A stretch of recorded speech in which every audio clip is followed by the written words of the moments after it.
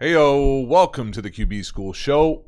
I am JT O'Sullivan. We are locked and loaded, ready to go. Should be a good one. Let me know that you can hear me. Sounds all right. You know the drill, or you should remember the drill, actually, because it's been a while. Hit me with your favorite emoji. Check in. Let me know what's good. See if I can remember how to do this, to be honest with you, more than anything else. It's been a while. Been a minute. I missed the live streams, not going to lie. It is good to be back. Appreciate that. Yeah, it's been a while. Man, July was long. I'm not going to lie. I kind of missed elements of this. Definitely the live stream. I missed more than I ever thought I probably would. So, right out the gate, cheers. If you got one, salute.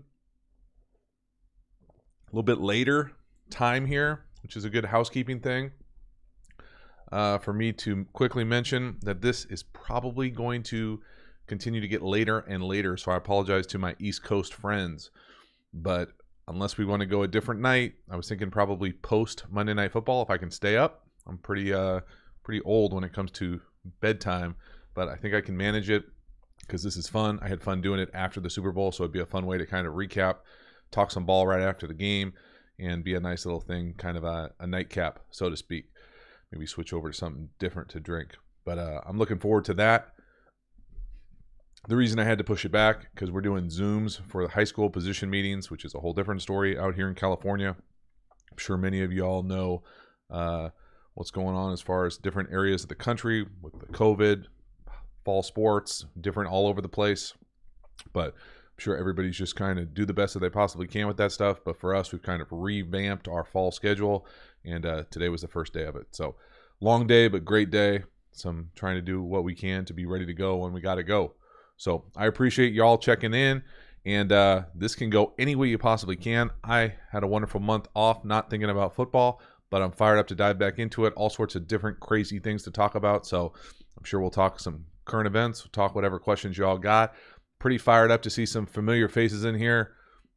Coach Gray's in the house checking in. Chase, Alejo, Chris, Nick, I saw earlier with the first red badge that I've seen. So just a handful of housekeeping things. I don't really mention normally during the live stream because I figure if you are at the live stream, you're probably a fan of the channel. And if you're a fan of the channel, hopefully you subscribe. Hopefully you know about the course. Hopefully you know Patreon. Hopefully you know Twitter. That's basically the only thing that I really do. So get over there, check those things out if you're not part of it. But I appreciate y'all being here, and let's lock in here and see what kind of things we got going. Let's see, questions right out the gate. Chase, how do the different sized hash marks in college and the NFL affect the passing game? Excellent question. Hash marks, something I would never have thought about until I got into the league.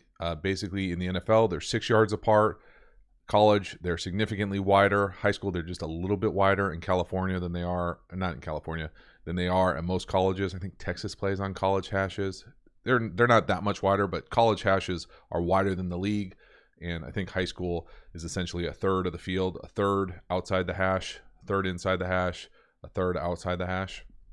So like 17 point something for high school. And it significantly impacts the game as far as what the hashes do, because it essentially leaves you this huge wide field to the side of what's normally called the field, and the boundary, or the short side, usually called the boundary, is a lot tighter. So it's a lot easier to throw those boundary throws.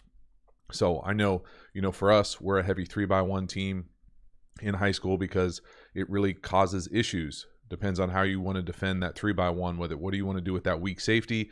If you have a dude at that one receiver, you really make them commit to playing a safety over the top there, and then you can usually run out the front side. So depending on what front you're in, trips can cause some issues as far as what the fit looks like.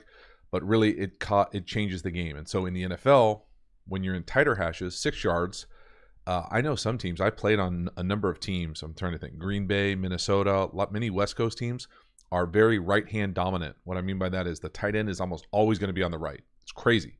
And so the hashes really make a big difference in the NFL because everything's tight. Everything is basically the same. There's no, you have to flip flop. You don't play a whole lot of, like in college and high school, some people will play to the field, nickel, field, Sam, field, end, boundary corner, stuff like that. You don't do that in the league. Everything's basically equal. So big difference.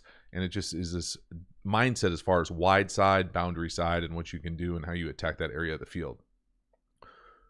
Chris Evans, what's going on? Coming in hot with the super chat. 199 right out the gate.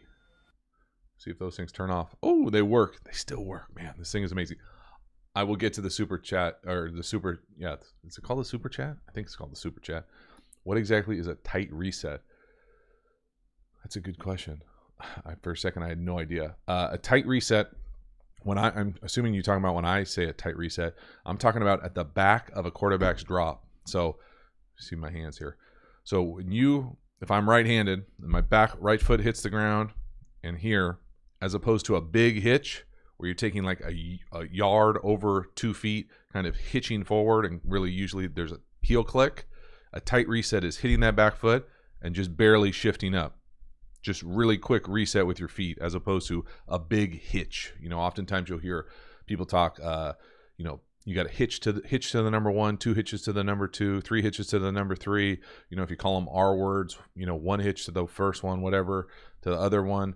It's just, I personally think a quick reset is better. Not only does it get the ball out of your hands faster, you have less moving parts, less things go wrong, a lot easier to stay balanced as opposed to taking a big crow hop, like you're a right fielder, Mookie Betts in that thing, to third base. Just a lot easier to just kind of tight reset and be able to move in tight spaces, be able to move around in the pocket. You hear lots of quick pocket movement. That's from a lot of tight reset work. So that's how I talk about it. There it is, Nick. The red logo makes me happy.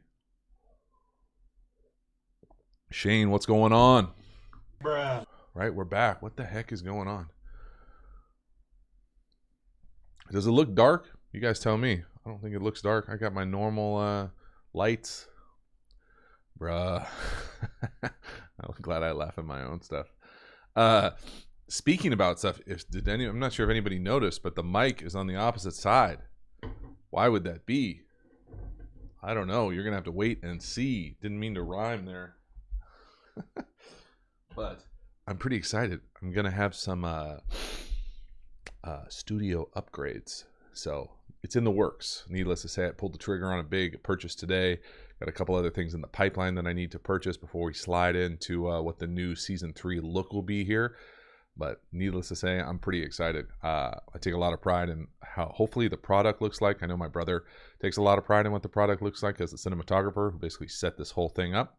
So we're upgrading an element, and I'm pretty fired up. But had to move the mic to the right, and I'll let you all decide what exactly that means as we get going. But hopefully you notice pretty quickly. Chase, we got all blacks coming. Pretty fired up about that. Oh, Shane, nice question with the U. Whoever's the mafia cat, you can't ask the same question every single time, bro, or I'm gonna have to get like a modifier, whatever it is, some sort of chat sheriff in here to do that. If you keep acting like that, I'm definitely not gonna answer that question. Last Chance U, Cali style. I actually took a break from. I was fascinated with Last Chance U, season 1. I think I watched like half of season 2. Watched an episode of season 3. That cat's just not for me. Didn't love watching that head coach operate. I think it was that season 3. I get them confused, but whoever the dude was from LA, who the gangster, and it just not for me. But the one from Laney, I was fascinated. To be honest with you, I was trying to think. I almost tweeted out like, "This is my favorite Last Chance U," but I couldn't really remember, why I was so drawn to it originally. But I really do think it was my favorite Last Chance U in a long time, for sure. I enjoyed it. Not because the football was great or anything. It's fun as a California guy to see the California community colleges. I always cringe. I don't know. Do y'all tell me in the chat, please? Do people call it junior college? I think it's borderline disrespectful. Like, they're community colleges out here. That's what they are referred to in the in the sector. I would never call them a junior college, to someone who works at a community college. Maybe that's just California. Maybe that's just the softy tree hugger in me. But like, community college ball out here is no joke. It's really good in Southern California. It's different than other places and that's why I liked Last Chance U originally, because I didn't know that they even gave scholarships for community college or 2-year colleges. So it's fascinating to see that element of it in different states. But in California, man, people bust from far in. Bart, and as a Northern Cali guy, it was fun to see Bart, the struggle that some of these players go through. I mean, living in your car, having kids, just life decisions, big life things and they're trying to play college ball. I mean, it's fascinating. It's the power of, you see how hard it is. You see the power of football, it's such a trampoline for so many of these people's lives to get an opportunity to go get a college degree that otherwise wouldn't. They're just struggling, just like, I'm so privileged on so many different levels with the family life and the opportunity to succeed early, that you're not ignorant of it, because people don't also have that same privilege. But man, it's inspiring to see so many of these people, so many of these young guys just do everything they possibly can to get it. But then at the same time, you see this veil of like, yeah, I'm a D1 guy, and like, it's tough to be a D1 guy. I'm coming from a guy who wasn't a D1 guy. I thought I was a D1 guy too, but you look back on it and you're the guy that you get recruited as. That's just the truth of it. See, everybody does say JUCO. Maybe it's just me.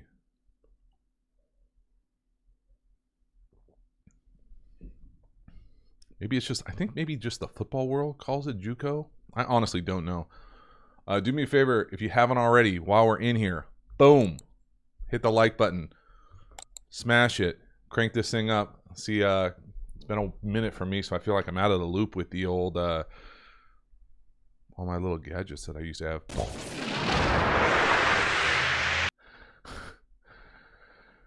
All right. Joe Blio. Oh, man, I butchered your name. I apologize. I know this is probably a basic question, but how can a quarterback tell what coverage the defense is in pre-snap?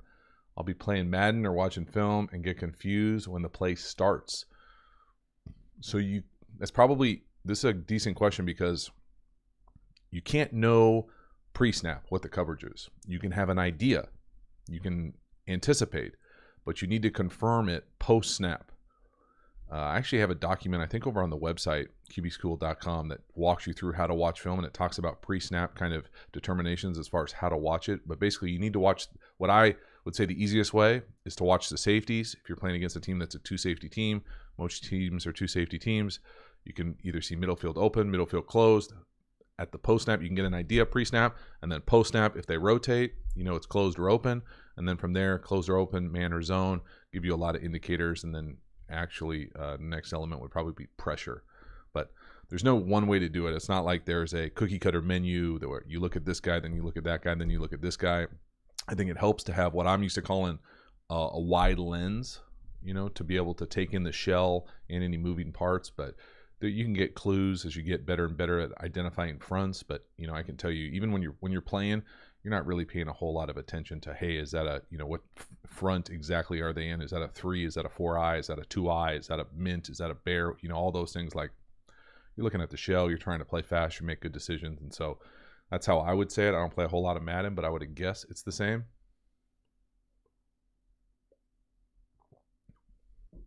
Oh, see? Spellman, excellent. Thank you. That makes sense, actually, I guess. It's just such a football thing to call it JUCO. I don't know. I have a lot of respect for JUCO college football, just because it's such a grind, and it's a really good ball. It really is good football. I think it's great football. So good stuff. Oh, Brazil checking in. Appreciate it. Very cool.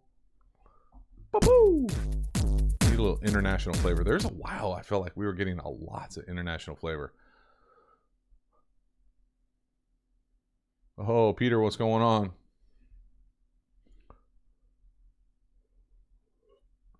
Oh, D. Allen just hit me up with the layup. You get a badge by signing up to be a QB School member. I could probably put the link. Watch this. Let me see if I can do this. This is probably going to jack the whole live stream. Hopefully it doesn't. Wait for it. Wait for it. I think that is the join button, what I just put in there as the link. That's how you join the membership. Different tiers, but it's basically just different way to support the channel. So can't promise you get a whole lot for it other than the fact that you get to use the emojis that I made and you get a badge and you support the channel. So I very much appreciate it. So if you're looking for a way to support the channel, you don't want to do Patreon because it seems confusing or too much or whatever, you don't want to do the course, the membership is an easy way to do it. And cool. So I appreciate it. So appreciate it.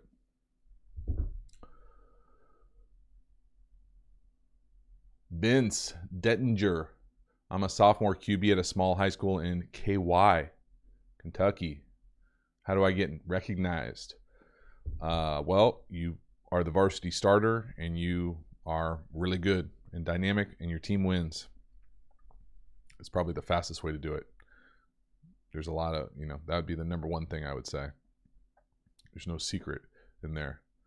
Ooh, translated into Portugalia. I don't know if I could handle that. I don't know if there's a way to do that. That's a good question if I could translate it. Google Translate.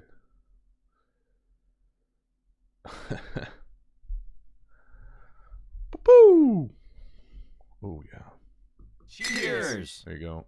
For all inquiring minds here, because I think I saw Joe in the chat for a second. See if the autofocus will work. I've been messing with the autofocus.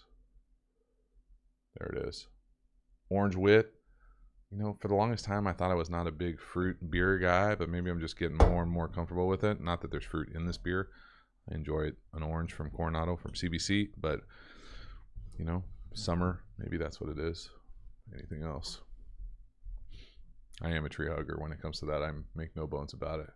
What's good, Charlie?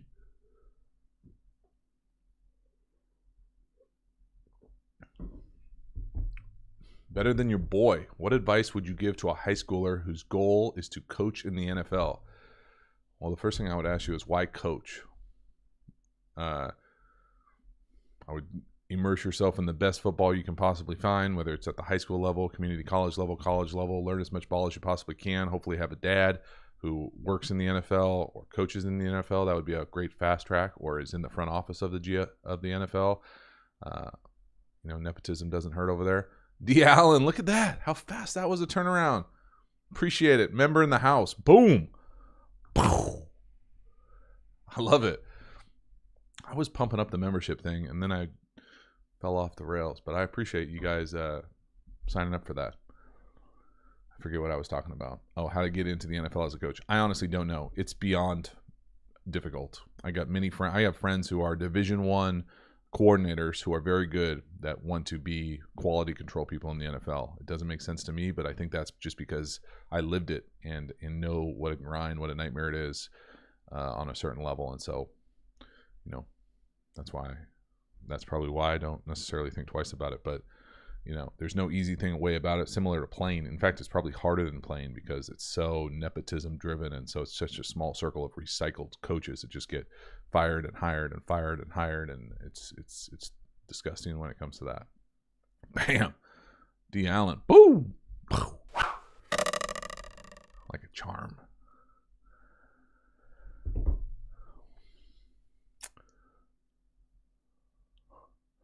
Chris Evans. Oh, I know. Joe. Patrick Mahomes, man. $500 million for the fourth best player in the league?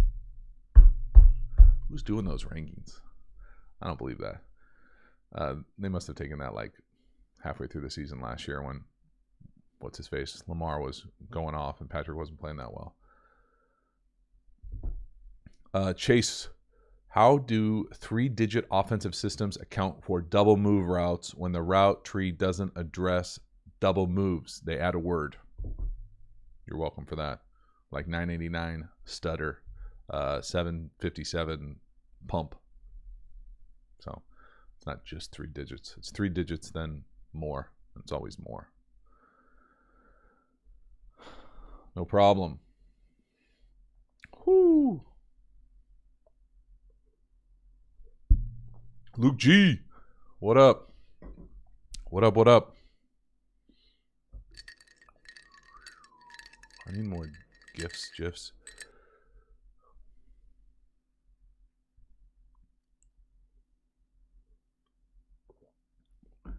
Benjamin, have you watched QB1 Beyond the Lights on Netflix? If you haven't, it's a great show. I tried to watch it. I'm not going to lie. I tried to watch it, and I was not a fan. I don't know. Maybe, should I give it another shot? Is that what you're saying? I'm searching for a show right now. Oh, Aaron coming in hot. Pro Bowl. Very cool. Appreciate it, Aaron. The memberships. Get over there, check them out. Mitchie. Oh man, Peter, you got all sorts of stuff over there. Enjoy it. I actually have to dive into, I don't know, there's probably, we got 80 people in here, and probably a handful of you that have gotten one of my thank you videos. I took July off from doing the thank you video thing, so I got many thank you videos to go. So if you sign up for the course, Patreon, within July, basically, I probably haven't sent you a video yet, so that'll probably be coming in the pipeline. So check your spam if you don't get it. It's from I think it's I forget. I think it comes from me. Oh, who's doing Hard Knocks this year, Ryan? I don't even know. Like I literally have been in a bubble. I don't know about y'all, but I get exhausted with TV and the news a little bit, and I know things are not going great, especially out here in California. So I basically took a couple weeks hiatus from everything. So I'm out of the loop. Rams and Chargers, they're both doing it. It's interesting. Are they really both doing it? Yeah, I don't know how that works. Do they train at the same facility? That's weird. Is it Chargers? It's both of them. All right. I mean, I'll be honest with you. I'm not that excited about either one of them. I know down here people got a bad taste in their mouth with the Chargers. I got no reason to watch the Chargers now that Phillip's not there. The Rams, I don't know. I'm sure I'll watch it. In fact, I don't know if we have HBO, to be honest with you. We might have got rid of it after Game of Thrones. We've been watching a lot of Disney Plus, man. I should bring in the Lego that I built. Millennium Falcon. Who gives a 5-year-old the Millennium Falcon as a Lego? It's got 1,300 pieces. You know who did it? Two thumbs. Bruh. Someone gave my 5-year-old a 1,300 piece Lego for his birthday. Brawley, I got a video on how to throw a spiral. In fact, I was looking at the video numbers from July. It was the second most watched video. So get over there, watch it. Check out how to throw a spiral. Better than I could do right now. Matthew, any advice for a 7th grade QB? I've seen you coming in hot a few times. Appreciate the diligence. No real advice other than I would give any other QB, as opposed to just enjoy it, man. 7th grade, you got a long way to go, and have as much fun as you possibly can. Play with your friends. Don't take it too seriously. Enjoy it. Be the best teammate you can possibly be. Look for ways to improve yourself, but play a lot of other sports and just enjoy being a kid. Woo! Captain Corey. Love it. Coming in. Boom. Man, we're on a membership flood. I didn't even think it would happen. This is my favorite emoji. If you guys didn't know this. I don't know why I like it so much. I use it a lot. Not so much on the QB School Twitter, but on my own personal Twitter. If you ever want to know what I read, that's probably the follow for you. I still need sound effects for this one. Not great. If you haven't, boom. Oh no. Hopefully it didn't go off. There it is. Captain Corey coming in hard. And you get the free, you got to check out the good emojis now, bro, now that you're in the Cool Kid Club. There you go. I don't really ever use this one. What the? There you go. Yeah, all good. I appreciate it. JT, you are on the verge of becoming huge on YouTube, dude. Keep it up. Everything you put out is great. I appreciate that. I'm not sure I believe that. But as I've said, and I will continue to say, I have a blast with this platform. I really enjoy it. It's fun for me. It's almost never feels like I'm working very hard with it, and it's fun just to be honest and have a kind of back and forth with people who enjoy ball, are interested in getting better, and find different ways to support the channel, because I like the stuff that I wish, again, like I've said many times, basically all I do is create stuff that I wish was around when I was growing up, when I wanted to know more about ball. And I think hopefully it's applicable to multiple buckets, players, coaches, fans, people who just love ball, all those things. So I appreciate the support. I really appreciate it when you all spread the word, and all good stuff. Oh no. Yeah, the huge on YouTube. I don't know.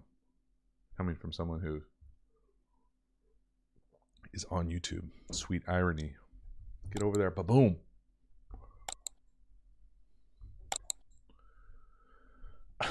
I forgot that I said I was going to try to start lining up guests. I do. It's funny. I don't know how many of you all, actually, this would be like a mildly fun exercise for me. Do me a favor in the chat.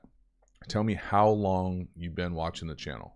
And you're not going to hurt my feelings, whether you found it today or you've been around since the beginning, or, for the people who are, all those things. Just let me know how long you've been at least aware of the channel, because I want to take you through like the iteration of this thing. So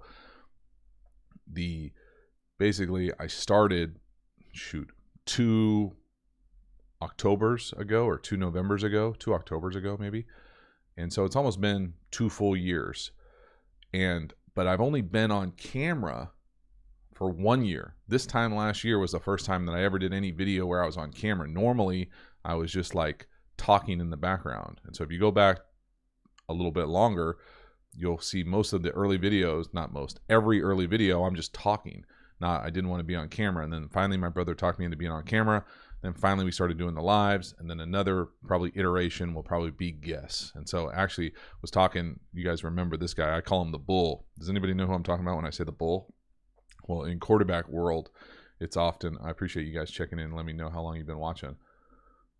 Yeah, it's been a while for some people. The Bull and I played together in Minnesota as a quarterback. Great dude. Brad Johnson, one of my favorite people that I played with. Been a hot minute since I've talked to him. Minute meaning years. And somehow, he saw the channel somewhere and reached out, told me how much he appreciated it, whatever. He actually told me that he was watching the mic point video, which I think is my most viewed video, ironically. And he said he didn't, because he'd always played in the West Coast world, he had never had to identify the mic pre-snap. But I didn't know this. Brad's oldest son is a guy named Max Johnson, who is going to LSU to play quarterback, or already at LSU to play quarterback. And so they were trying to learn how to do the mic point. Brad didn't know how to do it because he never had to do it in any of his West Coast stops. And so it was fascinating. It was fun to go back and relive a bunch of stories with Brad. Man, he's an amazing storyteller. And then he put me in touch with our former quarterback coach there at the time, a guy named Kevin Rogers, who just recently got hired. Someone told me, for the Browns. So then I was going back and forth with Browns. Oh yeah, the fanny pack story. Yeah, you guys have heard the fanny pack story. Oh yeah, I should have told him about that. He would get a kick out of that. I got another amazing story about Brad Johnson. Have I told the fountain story on this or in a video? Yeah, it's pretty funny. I always say it anytime. Yeah, he is a bull. He's a bull championship. He's a funny dude, man. He's a great storyteller. Oh my God, he's a great storyteller. So the Bull, it was fun to catch up with him. But then when we were in Minnesota together, my roommate there was Tavares. And so it was strange to go back and look at a bunch of pictures with that crew. But it was, a lifetime ago. Oh, you want the fountain story? Oh. Watcher, you got to come earlier, man. I gave the drink earlier. The fountain story was, well, I think I've actually have I done a video? McCade, somebody tell McCade how to do it. And please, oh, actually, I can share. I bet I copied and pasted it. Watch, it comes right back on here. Boom, there it is. McCade, there's a URL. Look at that. Have I done a video? I think I've done a video on the drive concept. If I haven't, It's just all it is a shallow cross and like an in behind it, coming from the same side usually, but you can do either side. It doesn't matter. So the drive concept. So we used to run a lot of the drive concept with Brad in Minnesota. And the Minnesota team was like a hybrid team. The offense was kind of janky, hodgepodge of crap. And it wasn't, but it was, he was playing, Culpepper was hurt. That's why I got brought in as kind of the emergency guy. But Brad used to call the drive play or the drive concept fountain.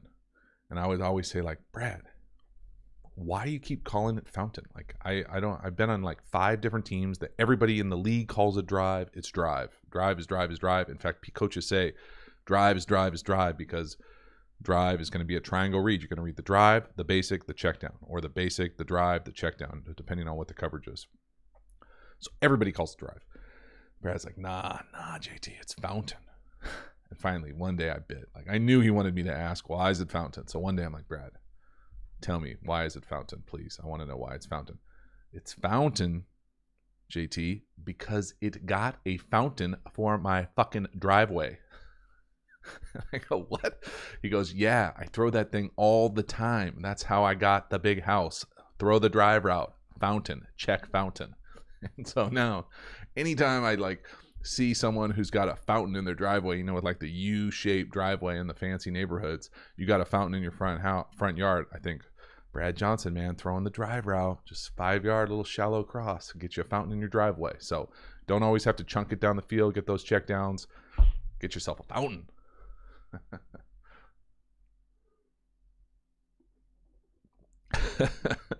He's gonna be pissed at me now. Watch this. No, he's not. We actually talked about it last week. But boom, country time.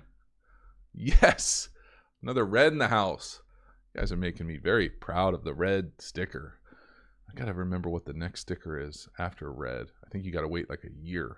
I think it's like 1 month, 2 month, 4 month, 6 month, 1 year, 2 year. So it's gonna be a while. Brad was a sharp cat, man. Brad, the bull, he was a hell of a competitor. Just about everything that he did. I'm not shocked his kids are amazing by any means. Whew. What was the question? Would you ever do a video on the history and transformation of offenses over the years dating back to the first Super Bowl? Maybe not all the way back to the first Super Bowl, but I actually, for the next course that I'm doing, I reached out to probably 5 people in the football world and asked them what their dream course would be. And so one of them that I really respect said he would love to have like a history of offense course. And that sounded like a lot of work. And but I put it in like the vault of kind of courses down the pipeline that are potentially coming. And so I'm actually using one of the suggestions as the next course. And then the history of ball course was one that kind of made sense for me. It would just be a lot of like, I would actually have to look stuff up as opposed to just talking ball. So a little bit different type of course, but I like it. It's a great idea.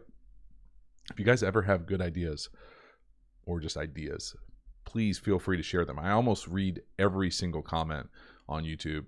Even if I don't reply, I'm usually pretty good about at least checking them, especially ideas of them. And you can tell I just take screenshots, email them to myself, and then when I'm looking for a video idea, I crank it up. I try to give the person credit for coming up with the idea, but I do appreciate the ideas. I do not do fantasy football.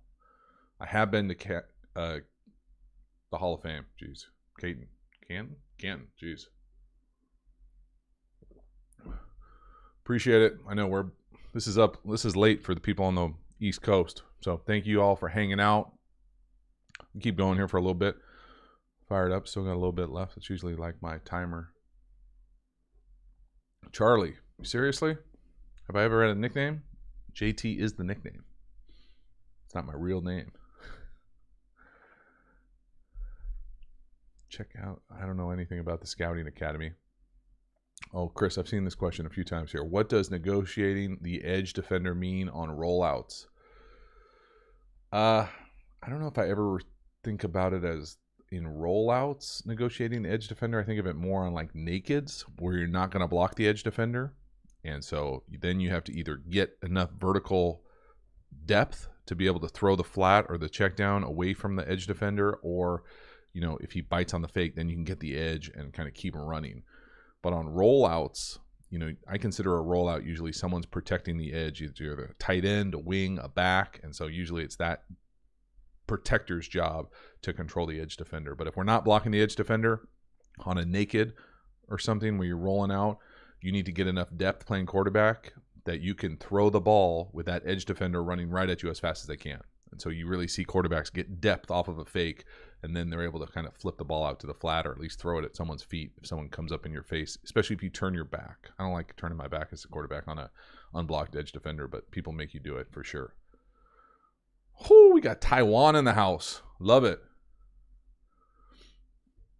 H. Badger. Oh, man, Josh, I think I have some pretty decent digit West Coast comparison videos.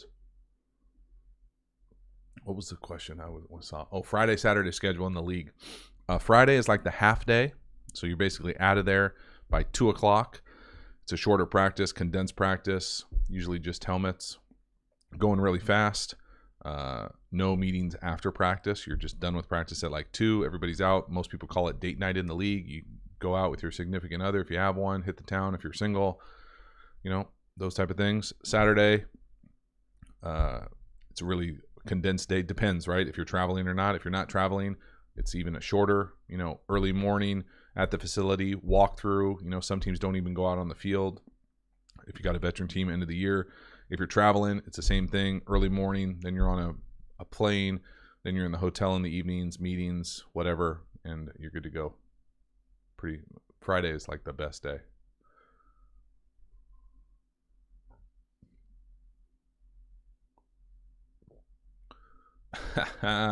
Joe, I know I'm almost out of your thing. I do appreciate you hooking me up with the good stuff. I would be nervous to drink some of that stuff on here. I do need to do that. Although my 16s, I don't think go in my little Yeti thing. Maybe. No, 5'6" is not too short. I do need this. Hey, JT, I love your videos so much. You inspire me to learn passing concepts and other parts of football. Very cool, Miles. I appreciate that. Glad you enjoy the videos. Who is the best receiver you ever played with and why? Calvin Johnson. Pretty easy. Although I played with a number of good receivers. Calvin Johnson, for sure. Before he was nicked up by any means, he was a beast. It's like a legitimate thoroughbred out there. Unbelievable. Michael, why do tight ends sometimes play off the line? Any advantage? Yes, there are some advantages. I think it's more, the better question might be, what are the disadvantages? And the disadvantages is that a defense doesn't think that you will run vertical. So oftentimes, if you're off the line as what's normally called a sniffer, you guess why it's called the sniffer. But if you're a tight end and you're attached to the offensive line unit and you're off the line as a sniffer, most times you will not run vertical. Defensive coordinators will not think that you will run vertical from that position. So it's a great position to do that from if you do it. But that's just the truth. So they oftentimes, whether it's 11 personnel as a tight end or 20 personnel as a fullback, they treat you as a fullback because you won't run vertical from that off position. So the benefits of it is it gives you a little bit of freedom. If they allow you to motion to get good angles on kickouts or J blocks, or you can go backside easier on kind of splice plays or split flow plays. That's the main reason. You can get to the flat on the other side sometimes on what's called like a sneak or slide route. So different things like that. And it's becoming more and more popular as teams kind of, morph into 11, 20 personnel teams.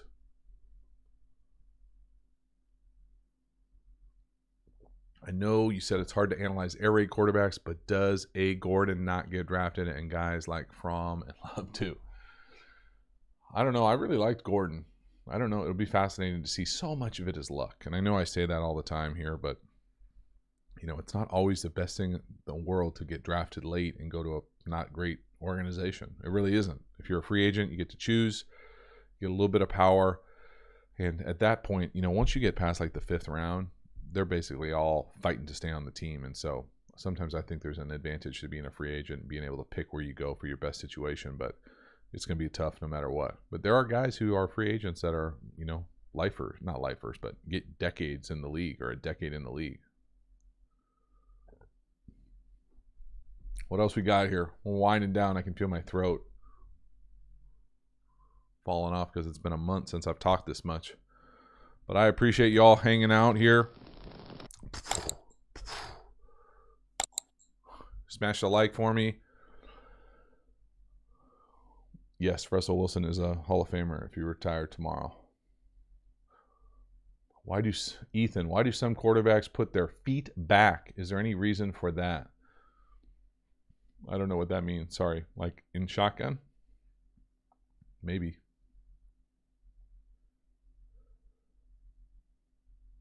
Oh, man. Getting all over the place here. All right. Maybe one or two more good questions. Let them breathe. Let them, if you've been thinking about putting something, get it in here. I'm getting, I can't, man, is this thing not going away? Oh, no. See if I remember which one it is. Oh, there it is, right out the gate. Found it. Luke G, I know you come through strong here. How do you relax as a professional QB? You do not relax. It's funny. That actually came up with Brad Johnson and I talking over the weekend. We were like, we were talking quickly about like things we missed. And honestly, one of the things that he said it better than I did. He said he didn't realize how stressed he was. And that's a nice way to put it. I knew how stressed I was. I realized how stressed I was. There's just a tension, whether you're playing, need to play well, whether you're trying to fight for your job, whether you're getting cut, whether you're trading, whether you're moving, whether you're negotiating a contract. There's so little certainty that you really don't get an opportunity to relax. I don't know what it's like to relax. I was never relaxed. I can't remember the last time playing football that I was relaxed. Even as a high school coach, you're not relaxed. So I don't have a good answer. If you guys hear of something, how to relax, let me know. All right. What were your favorite and least favorite concepts as your time as a QB? Johnny. Whew! It's a good idea for a course. Captain Corey, what we got? Waffles. All right, well, I'll tell you what, y'all. I appreciate hanging out. It is fun to be back. We're back. Videos coming out, pumping. Got new stuff getting ready to go for the channel. Be excited to upgrade some studio elements to up the production value. Fired up about it. But thank you very much for hanging out. Thank you to the new members. Again, get over to the Patreon community.